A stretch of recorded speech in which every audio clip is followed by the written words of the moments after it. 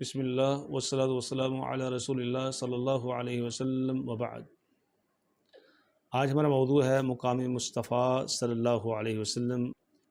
بڑے ہی وہ خوش نصیب تھے جنہوں نے نبی کریم صلی اللہ علیہ وسلم کا عہد مبارک دیکھا، اور جب آپ صلی اللہ علیہ وسلم نے لا الہ الا اللہ کی دعوت دی تو جنہوں نے سب سے پہلے سبقت لے جانے کی کوشش کی اور اس پہ لبیک کہا، یقیناً وہ بھی بڑے خوش نصیب ہیں، بڑے سعادت مند ہیں، اور اس سلسلے میں مشکلات کا بھی سامنا کیا، آزمائشوں کو بھی سہا، تکالیف کو بھی برداشت کیا، اور نبی کریم صلی اللہ علیہ وسلم کی محبت کی خاطر نہ مال کی پرواہ کی، نہ جان کی پرواہ کی، نہ دوست و احباب کی پرواہ کی، نہ گھر کی پرواہ کی، سب کچھ لٹ گیا، لیکن نبی کریم صلی اللہ علیہ وسلم کے ساتھ محبت کا دامن وہ نہیں چھوٹا، اور ہر لمحے آپ صلی اللہ علیہ وسلم کو دیکھ کر وہ جیتے تھے،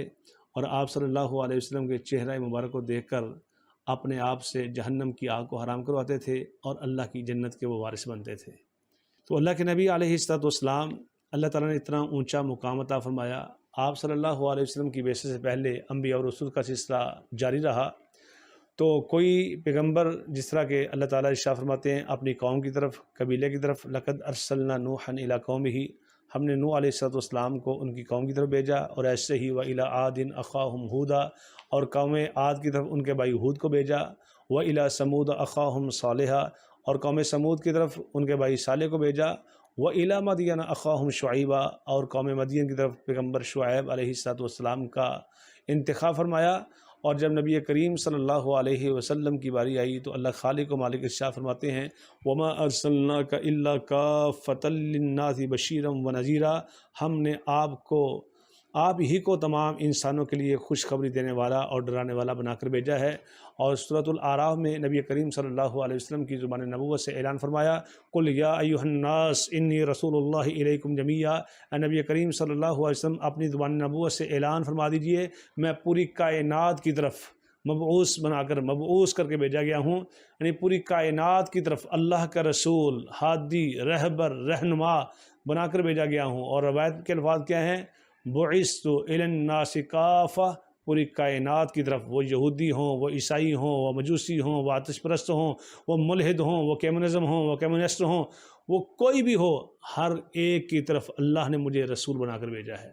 اور نبی کریم صلی اللہ علیہ وسلم کی شان، آپ کا مقام سنن دارمی کے مقدمہ کے اندر واقع ہے۔ نبی کریم صلی اللہ علیہ وسلم فرماتے ہیں مجھے خواب میں دکھایا گیا کہ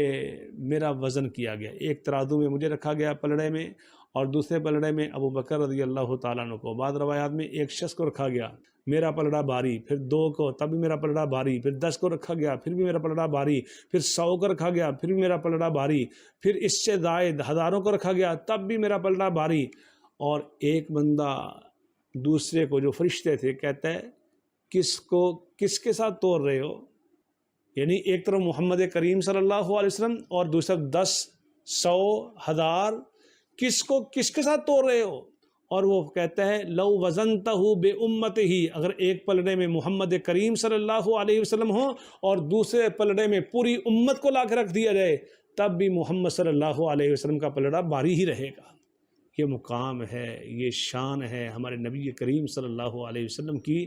تو پھر تقاضا یہ ہے اس محبت کا، اس ایمان کا، نبی کریم صلی اللہ علیہ وسلم کی بات کو مانا جائے، ان کی سیرت کو اپنایا جائے، ان کی اطاعت کی جائے، ان کے پیچھے چلا جائے، اور اپنی زندگی کو ان کے مطابق ڈھالا جائے۔